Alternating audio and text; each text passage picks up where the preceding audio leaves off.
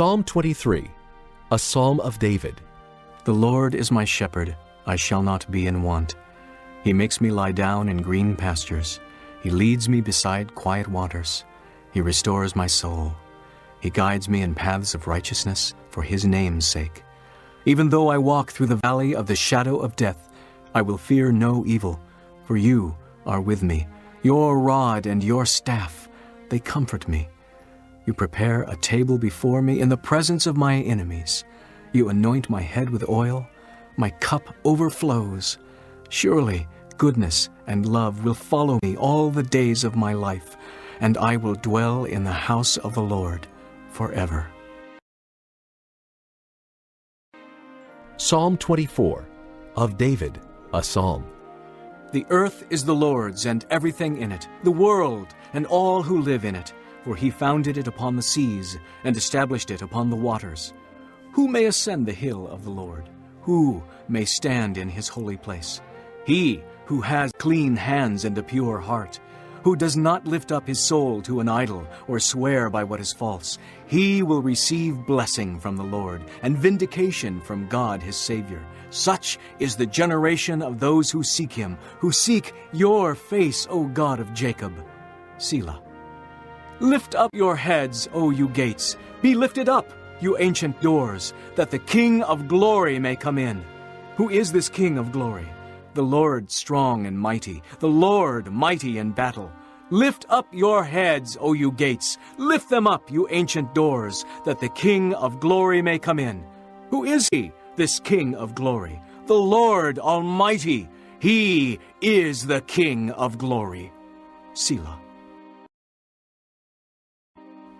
Psalm 25, of David.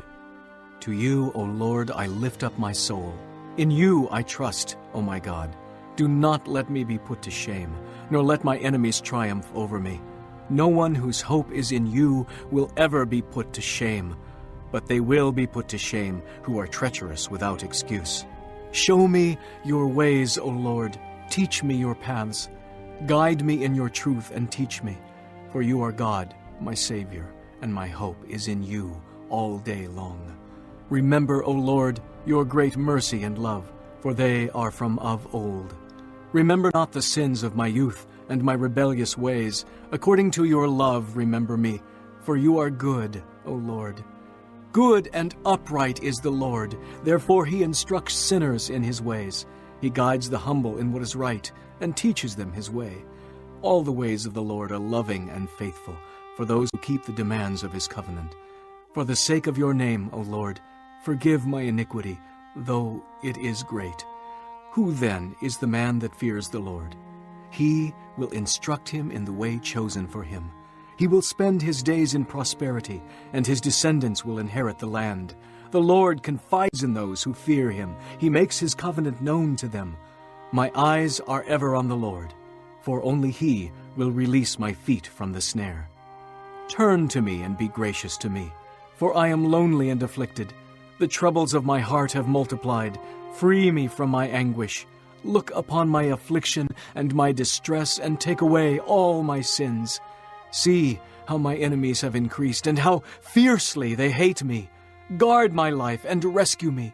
Let me not be put to shame, for I take refuge in you.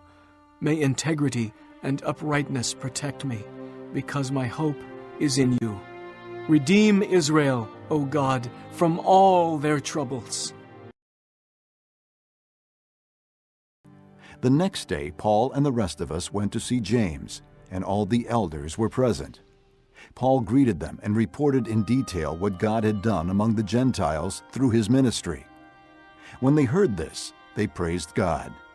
Then they said to Paul, You see, brother, how many thousands of Jews have believed, and all of them are zealous for the law.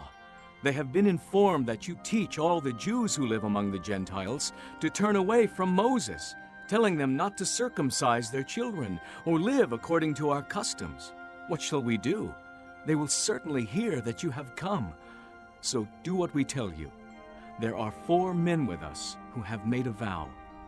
Take these men, join in their purification rites, and pay their expenses, so that they can have their heads shaved. Then, Everybody will know there is no truth in these reports about you, but that you yourself are living in obedience to the law. As for the Gentile believers, we have written to them our decision that they should abstain from food sacrificed to idols, from blood, from the meat of strangled animals, and from sexual immorality. The next day Paul took the men and purified himself along with them. Then he went to the temple to give notice of the date when the days of purification would end and the offering would be made for each of them. When the 7 days were nearly over, some Jews from the province of Asia saw Paul at the temple. They stirred up the whole crowd and seized him, shouting, Men of Israel, help us! This is the man who teaches all men everywhere against our people and our law and this place. And besides, he has brought Greeks into the temple area and defiled this holy place. They had previously seen Trophimus the Ephesian in the city with Paul and assumed that Paul had brought him into the temple area. The whole city was aroused, and the people came running from all directions. Seizing Paul, they dragged him from the temple, and immediately the gates were shut. While they were trying to kill him, news reached the commander of the Roman troops that the whole city of Jerusalem was in an uproar. He at once took some officers and soldiers and ran down to the crowd. When the rioters saw the commander and his soldiers, they stopped beating Paul. The commander came up and arrested him and ordered him to be bound with 2 chains. Then he asked who he was and what he had done. Some in the crowd shouted one thing and some another, and since the commander could not get at the truth because of the uproar, he ordered that Paul be taken into the barracks. When Paul reached the steps, the violence of the mob was so great he had to be carried by the soldiers. The crowd that followed kept shouting, Away with him! As the soldiers were about to take Paul into the barracks, he asked the commander. May I say something to you? Do you speak Greek? He replied, Aren't you the Egyptian who started a revolt and led 4,000 terrorists out into the desert some time ago? Paul answered, I am a Jew from Tarsus in Cilicia, a citizen of no ordinary city. Please let me speak to the people. Having received the commander's permission, Paul stood on the steps and motioned to the crowd. When they were all silent, he said to them in Aramaic,